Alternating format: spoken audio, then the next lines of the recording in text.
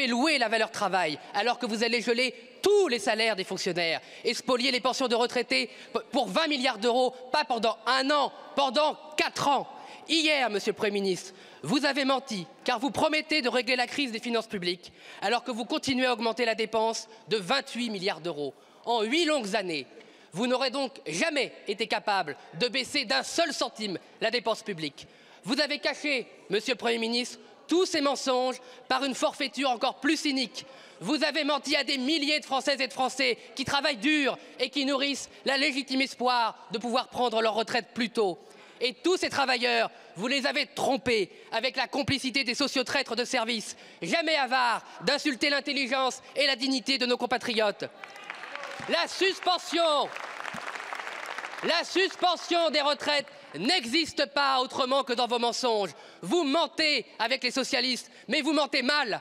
Grâce à la sagacité de Marine Le Pen, vous avez dû avouer depuis hier qu'il n'y avait ni amendement, ni projet de loi, un simple accord d'appareil avec des socialistes qui ne savent rien faire que mentir.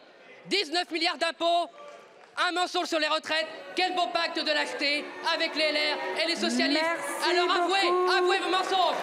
Merci, monsieur le député. La parole est à madame Amélie de Montchalin, ministre en charge de l'action et des comptes publics. Monsieur le député, je ne vous vois pas, je ne vous retrouve pas, mais vous êtes là. Voilà. Ce qui est dommage, c'est que vous n'avez pas mis à jour votre question. Le Premier ministre vient de répondre. Il vient de nous dire que c'était un amendement au PLFSS. Il vient de le dire. Vous n'avez pas écouté? Non, non. Je pense que dans une assemblée, le respect, c'est l'écoute.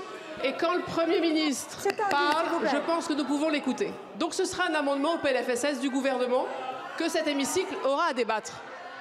Mais, monsieur le député, vous êtes dans une drôle de position puisque vous nous dites ce budget, vous voulez le combattre. Venez débattre. Ne nous censurez pas.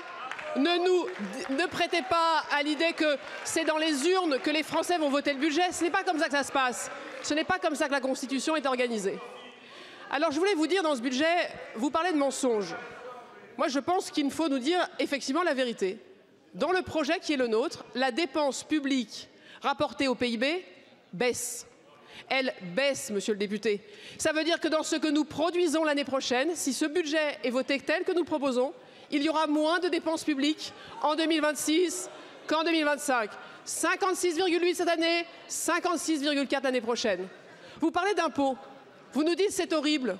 Il y aura moins d'impôts par rapport au PIB l'année prochaine qu'en 2019. Il y aura moins d'impôts dans le budget l'année prochaine qu'en 2019. Et quand vous nous dites nous ne pouvons vous croire, vous mentez, il y a une chose, monsieur le député, une chose, que pas semaine après semaine, mois après mois, j'ai suivi avec vous en toute transparence. C'est l'exécution du budget 2025. Et oui, le déficit baisse avec exactement le chiffre que vous, députés, avez mis dans le compromis du mois de février. Le déficit sera de 5,4%. Nous nous y étions engagés et nous l'avons fait devant vous, avec méthode, avec rigueur. Et c'est bien le moins que l'on doive au Parlement. Vous débattez, vous votez, nous exécutons. Merci beaucoup, madame la ministre.